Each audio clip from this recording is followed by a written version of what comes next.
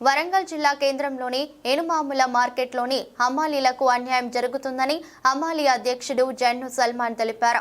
హమాలీలకు డబ్బులు ఇవ్వడం లేదని, పని వసతులు కల్పించడం లేదని, వారికి అన్యాయం జరుగుతుందని తెలిపారు. హమాలీలకు గవర్నమెంట్ ఇచ్చినటువంటి దుస్తువులు ఇప్పటి వరకు హమాలీలకు ఇవ్వలేదని, అవి గోదాంలలో చెదలు పట్టి పోతున్నాయని, ఆ గోదాం ఇన్ఛార్జ్ వారు వాటిని డబ్బులకు అమ్ముకుంటున్నారని తెలిపారు. హమాలీలకు సరైన వేతనాలు ఇవ్వడం లేదని పేర్కొన్నారు. ఇప్పటికైనా సదరు మార్కెట్ చైర్మన్ మరియు అధికారులు స్పందించి హమాలీలకు జరిగే అన్యాయాలను అరికట్టాలని పేర్కొన్నారు. హమాలీలకు ఉన్న సమస్యలపై త్వరగా పరిష్కారం చూపాలని అధికారులకు విన్నవించుకున్నారు. లేని పక్షంలో ధర్నాలు, రాస్తారోకోలు చేయడానికి కూడా వెనుకాడబోమని తెలిపారు. ఆ పేరు జన్ను అరవింద్.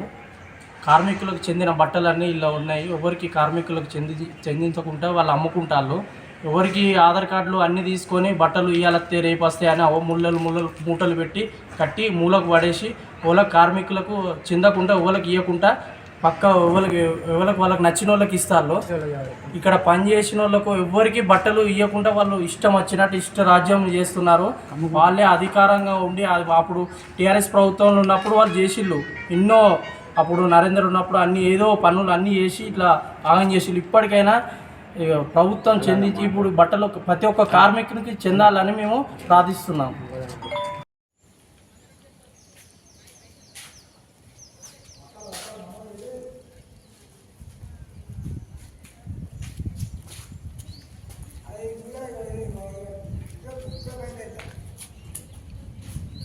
మేము కోరుకుంటాను. ఉపాధి అందరి తరఫున ఉపాధి కోల్పోతున్నాం. ప్రతి ఒక్కరికి పని కానీ ఆ గోడౌన్లల్లో అంటే అందరికీ వర్తింపజేయాలని చెప్పి మేము కోరుకుంటున్నాం. దీని ద్వారా మీరు కూడా బట్టల విషయంలో కూడా కొంతవరకు ఇదివరకు ఒక 4 సంవత్సరాల కిందట బట్టలకు 1300 రూపాయల కూలి ఇవ్వడం జరిగింది. ఇప్పుడు వచ్చేసరికి ఏం కూలి లేకుండా అంటే ప్రభుత్వమే ఇస్తలేదని చెప్పి వాళ్ళు కూడా చెప్పడం జరిగింది. కార్మికులు బట్ట అక్కడ మూలిగిపోతున్నాయి, ఎవరి వాళ్ళకి ఇవ్వమని చెప్పి నేను చెప్పడం జరుగుతుంది. ఇంతవరకు కూడా అంటే ఒక 10-15 మందికో 50 మందికో ఇవ్వడం జరిగింది.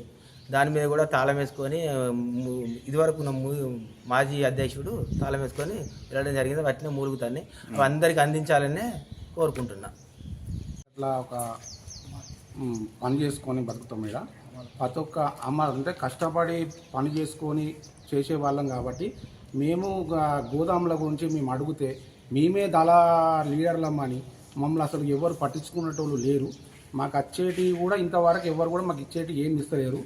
బట్టలు అంటే మీ ఎవరిని అడుగుతారో అడుగుకోపోండి, మాకు సంబంధం లేదు, మీరు ఏ లీడర్ దగ్గర పోతారో పోండి, సంబంధం లేదు అన్నట్టుగా మాట్లాడుతాడు.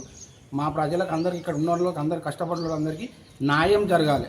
ఫస్ట్ ఆఫ్ ఆల్ మాకు న్యాయం జరగాలి. మేము ఎండ అనకుండా వాన అనకుండా బత్తాలు మూసి అన్నీ చెమట ఊరిసి మేము బతికే కూలీ చేసుకొని బతికేటోళ్ళు. మాకు ఇంతవరకు ఎవరు న్యాయం చేస్తలేరు. ఇది మీరు ఒకవేళ న్యాయం చేయాలని అదే మేడం వారికి అయినా ఎవరికైనా కూడా మేము కోరుకునేది ఇది ఒక్కటి. మేము మాకు న్యాయం చేయాలి, ప్రతి ఒక్క సోదరునికి న్యాయం చేయాలని మేము కోరుకుంటున్నాం. మేడం గారికి, కొండ సురేష్ గారికి మేము మరీ విజ్ఞప్తి చేసుకుంటున్నాం. జన్ను సల్మాన్ నేను వల్లముత కార్మిక సంఘం అధ్యక్షుడు. 8 నెలల నియోజకవర్గంలో చేస్తున్నా.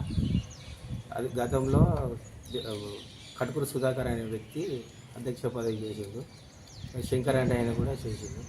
దానివల్ల ఏమైందంటే కొంత గోడౌన్స్ ఉండే, ఆ గోడౌన్ విషయంలో ఏమైనా కానీ ఏ వచ్చినా కానీ ప్రతి లావాదేవీలు కార్మిక సంఘానికి అందడం లేదు. కాబట్టి మేము ఇప్పుడు కోరుకునేది ఏంటంటే ప్రతి ఒక్క కార్మికునికి లబ్ధి పొందే విధంగా మేము చేసుకుంటూ పోదామని ముందుకు కొనసాగుతుంటే మమ్మలను వెనుకంజ వేస్తూ ఎవరైతే మాట్లాడే వ్యక్తి ఉంటాడో వాడిని తొక్కి పడుతూ చేసుకుంటూ పోతున్న విషయం అందరికీ తెలిసిందే కదా. అలాగే గోడౌన్ల విషయానికి వచ్చేసరికి పైసలు కానీ ఏది కానీ 2000 రూపాయలకు అమ్ముకోవడం జరిగింది. మా తోటి కార్మికులను 2,000 రూపాయలకు అంటే డబ్బులు ఇవ్వడం జరిగింది. సుధాకర్ అనే వ్యక్తి ఇది అమ్మడానికి వారెవరు, అమ్మడానికి వీళ్ళెవరు, కొనడానికి అతనెవరు అనే దాని మీద మేము యూనియన్ పరంగా మేము దీన్ని ఖండిస్తున్నాం.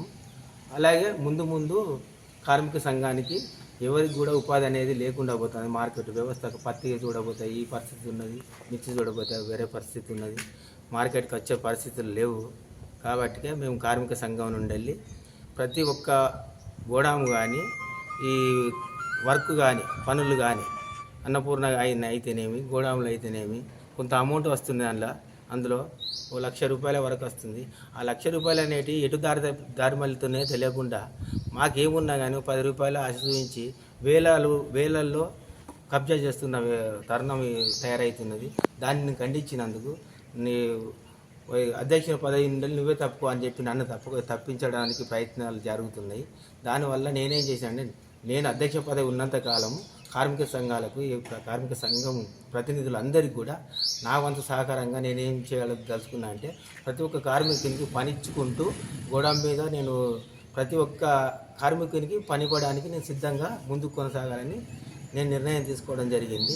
పెద్ద మనుషులలో కూడా పోయి మాట్లాడడం జరిగింది. మాట్లాడితే వారు కూడా ఏం చెప్పిందంటే, ఏ కార్మిక సంఘానికి సంబంధించిన వ్యక్తి అని చెప్పి నన్ను వాళ్ళు అడగడం జరిగింది.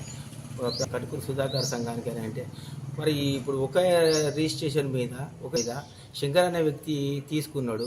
అది తీసుకున్నా తీసుకోలేదు అనేది కూడా వాళ్ళు నిర్ధారణ